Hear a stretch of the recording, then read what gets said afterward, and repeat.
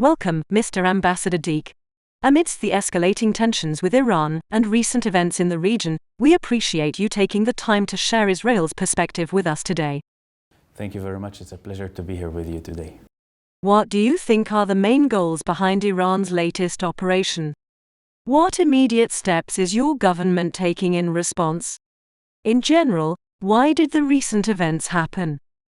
What happened on 14th of April is, for the first time in an unprecedented move, Iran stopped hiding behind its proxies.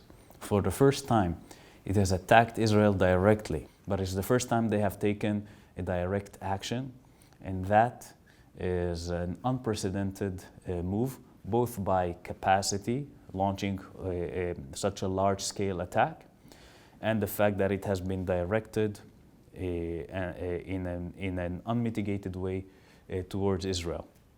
So I think it's something that we take into consideration when we think about our response as we learn the results of this attack. But one thing is clear: Iran must pay the price for its aggression. Can the events become a large-scale military conflict? I think what we have seen on 14th of April is that it became clear to everyone that we have been in a large-scale conflict since October 7, if not before. From Saudi Arabia to the Emirates, they have undermined regimes such as in Jordan and elsewhere, and they have been able to destabilize Lebanon and destroy Syria. And everywhere they go in Yemen, everywhere they go, they sow havoc, and they create instability and hatred and fanaticism and tribalism within the countries. And I think it's time for the international community to say enough is enough. We cannot have this regime continue its malign terrorist activity, and definitely we cannot allow it to have nuclear weapons. Given the involvement of multiple actors in these attacks, including Hezbollah and the Houthis, how does Israel plan to address threats on multiple fronts simultaneously? We have been fighting on several fronts from October 7. To remind you, we have been fighting Hamas in Gaza, which has launched surrounding this region, not just for us, for the other countries in the region. That's something we cannot do, and especially now when you add Iran's direct attack. By the way, in the same way they are creating daily attacks against Ukraine with the drones, against civilians, and so on. When you add all that together, it cannot continue for long, and we have to win decisively this war and to take out Iran's proxies in the region, whether it is in Gaza or in Lebanon and elsewhere. What specific measures does Israel take to prevent civilian casualties in such conflicts, especially in densely populated areas? This is the difference between us and Iran and its proxies in the region. We have been telling people months in advance sometimes, or weeks or days, to evacuate certain areas, telling them there's going to be a fighting in this area, please leave and go somewhere else. We drop leaflets from airplane, papers, telling people this area, this neighborhood might be a target because there are terrorists sitting here or because there is a rocket launcher here. Please leave the area. We make phone calls to people, tell them to leave. We have designated areas where people can go. We have even shared our military maps with the civilians, telling them this is the zones. Go from zone 13 to zone 15. You will be safe there.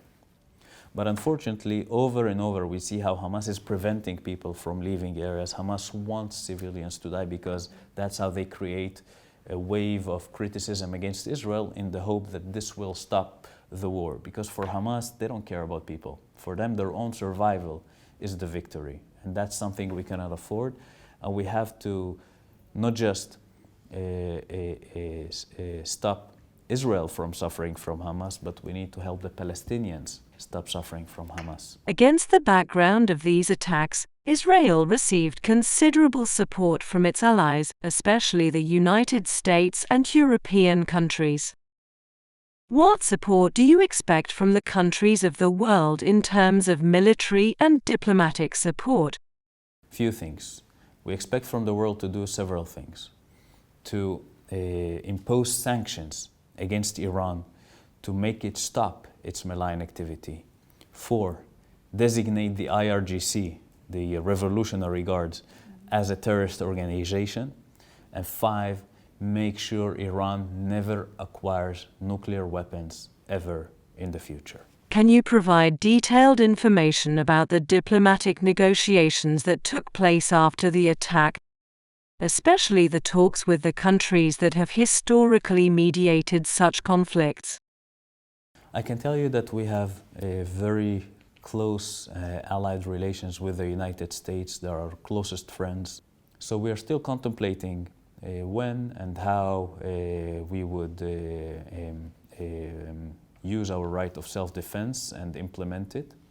And of course, we have been consulting with our allies in the United States and elsewhere to make sure that we are all on the same page. And I have to say, we were very encouraged to see the G7 summit unanimously condemn Iran and its attacks, and to see the Security Council of the United Nations hold a special convention about Iran's attack against Israel. And we hope this continues and bears fruit with further sanctions and further crippling of the Iranian capability to pose a threat to Israel and the other countries in the region. How does Israel justify the air attack on the Iranian embassy in Damascus on April 1?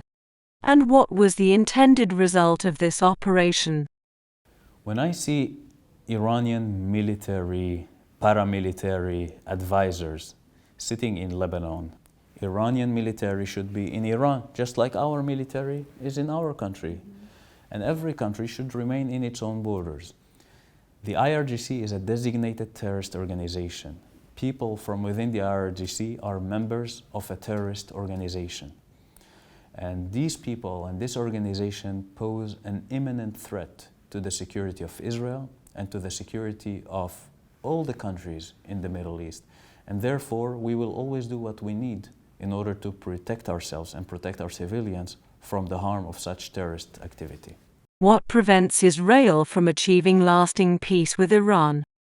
You know, Israel has peace with Egypt because Egypt wanted to have peace with Israel. Of all its religions and ethnicities, they want to have peace with Israel.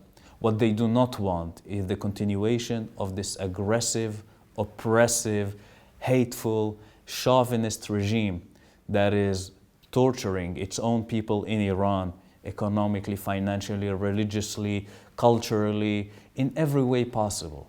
When that regime is gone, when we can finally see the freedom of the people of Iran, then we will have peace with them. Thank you, Mr. George Deek, for providing clarity on these complex issues. Your insights are invaluable as we seek to understand the unfolding situation. We hope for a peaceful resolution and appreciate your efforts towards that end. Thank you very much.